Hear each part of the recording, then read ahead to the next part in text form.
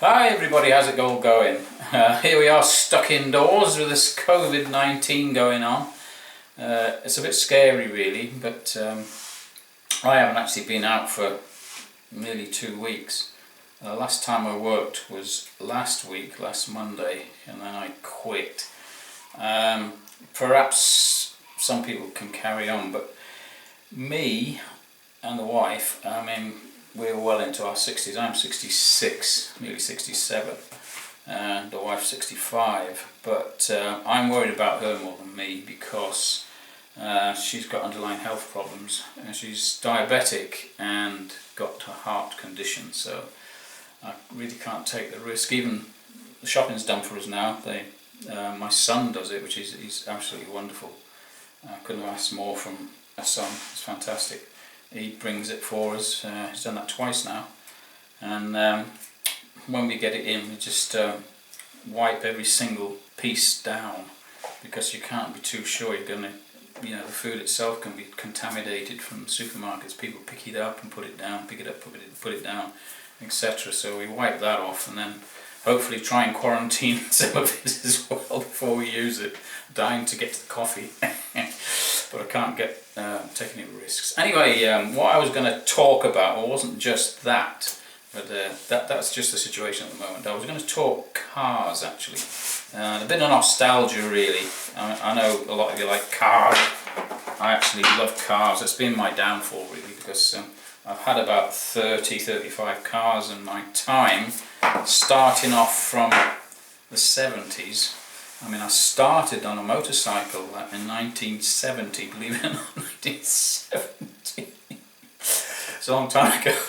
And the first day I had it, I crashed it. In those days you didn't need a crash helmet either. I was lucky, I wrapped it around a lamppost. Fortunately it was the bike and not me. But anyway, my first car was a Triumph Herald, and that's when I was about 21 there. I was just on my way home from leave, and the person that took the photograph was with me and gave me a few quid for fuel, I suppose. There's a Triumph Herald 1200.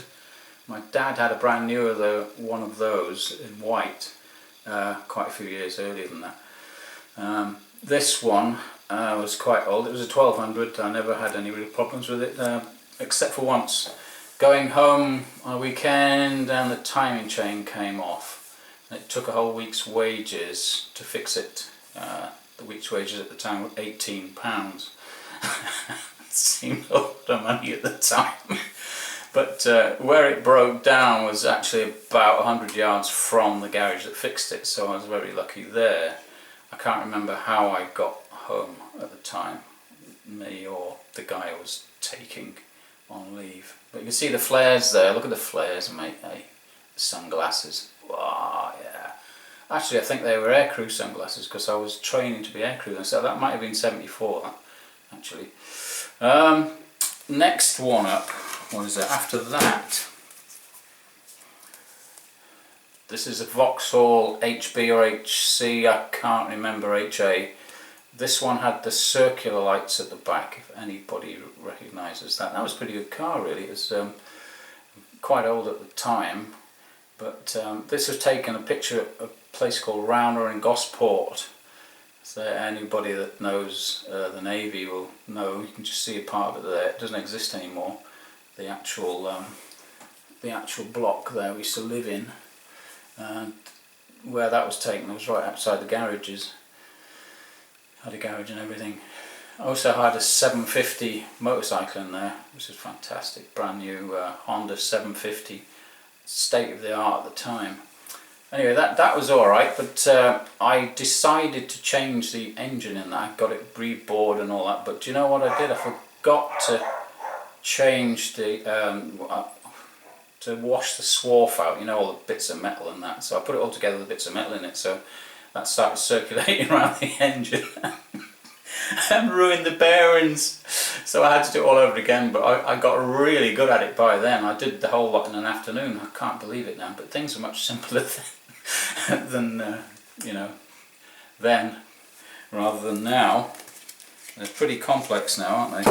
And then after that, I don't know, I've had all sorts of cars, as I say. The Riley Kestrel BMC, but after that I had one of these, but it wasn't that one. It was an automatic model, the Triumph 2000. That's the Triumph 2.5 PI. I had 3 of these. That was the PI model. That was early petrol injection. I've got something flashing on there. I reckon it's the battery is going to go in a minute, so I better hurry up. That was that broke down after I'd sold it. The gearbox went on it. Poor guy.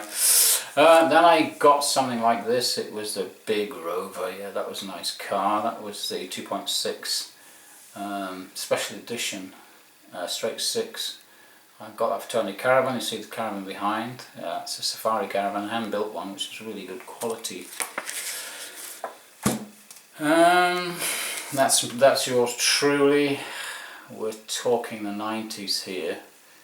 1990, I think, or 89, I can't remember. But anyway, that's the Rover. After that, I got another one. This was amazing. This was the Rover SD1 Vanden Plas. That was a 3.5 V8. The best I ever got out of it was 29 miles per gallon on a long trip. It was probably that trip as well. That was at my parents' house in Scotland. That was awesome motor. That was good for towing. Another picture of it here, very scenic. Look at that, absolutely beautiful. It was in good nick at the time. What have we got next? Oh yeah, after that it became more family oriented. That's my son there. I bought this Volvo 340, and that was another good car. It was slow, but I quite liked that. Volvo did make some good cars. That's my parents' goat as well in the centre there. Toby, long gone. Then I went for Rover 800, red one. That towed the caravan pretty well. That's the caravan there, you can just see. Okay.